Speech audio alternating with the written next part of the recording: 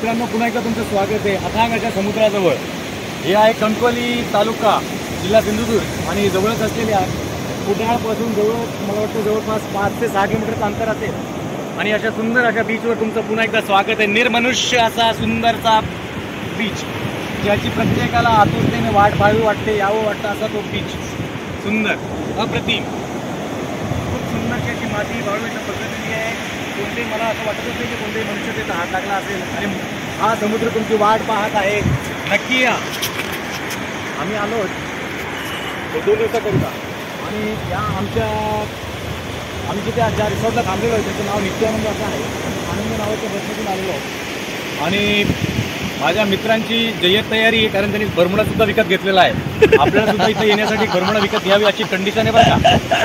आणि हो, माझे मोठे भाऊ मित्र आहेत, ते त्यांना अप्रतिम अशी त्यांना आवड आहे ती म्हणजे कॅमेरा आणि फोटोची.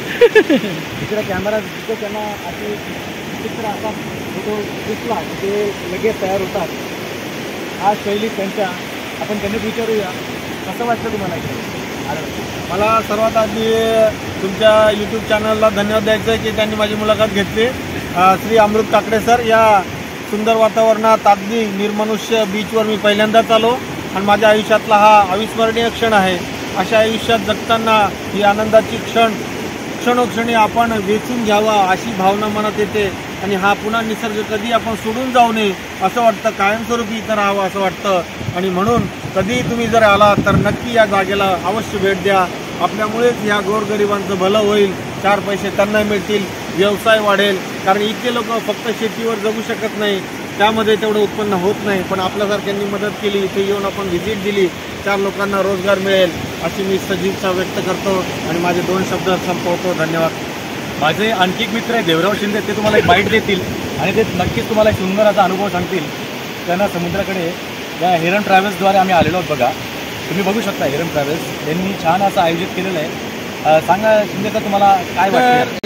आम्ही छत्रपती संभाजीनगरमधून आलेलो आहोत आणि हा निर्मनुष्य किनारा बघून खरोखर मनाला आनंद होत आहे. इथे कोणतंही प्रेशर नाही, मनावर कोणता ताण नाही किंवा कोणाचा असा संबंधही नाही. अशा निर्मनुष्य ठिकाणी आपण आल्यामुळं मनाला अत्यंत प्रोत्साहन भेटलेलं आहे, उत्तेजना मिळालेली आहे आणि आनंद झालेला आहे. धन्यवाद. तुमचं अत्यंत भरारी घेणारा हा क्षण तुमच्या जीवनातला. आणि आपण आता आपण चालता बोलता याकडे बघूयात. ते सुंदर असं मला वाटतं मंदिर दिसत आहे त्या कोपऱ्याला. मला वाटतं कोकणात तुम्ही आले तर तुम्हाला बरेच दृश्य दिसते, पण निर्मनुष्य आपली जागा तुम्हाला भेटणार नाही. तुम्ही अलिबाग बघितला असेल, वर्गतचं, त्यानंतर तुम्ही बघितला असेल रत्नागिरीचा भाग असो, रायगडचा भाग असो, पण हा जो सिंधुदुर्गचा हा जो विशेष बेल्ट खेकडे मला वाटतं आपल्याला एक आपला सुंदरचा मित्र भेटलेला आहे खेकडा. तो बघूयात आता. त्याचे छोटे छोटे पिल्लू बघूयात, सापडत आहेत का? कॅमेरा खाली करा मित्र. हा बघा, ते खेकडे चालले, आपण तिकडे चाललो थोडंसं. तो बघा, आम्हाला निर्मनुष्य वस्तीत असणारे हे लोक आता आमच्याकडून लांब पळण्याचा प्रयत्न करत आहेत. बघा, बरेच आहेत बरं का. 6-8 मासा पण आहे आणि तो मासा येऊन पडलेला आहे, निश्चित आता पडलेला आहे. त्याचं मला वाटतं मृत पावलेला तो मासा आहे. मेला बाण जातीचा असावा असं वाटतं, पण मरवी सुद्धा असू शकतो. सुंदर असा मासा होता, पण त्याचा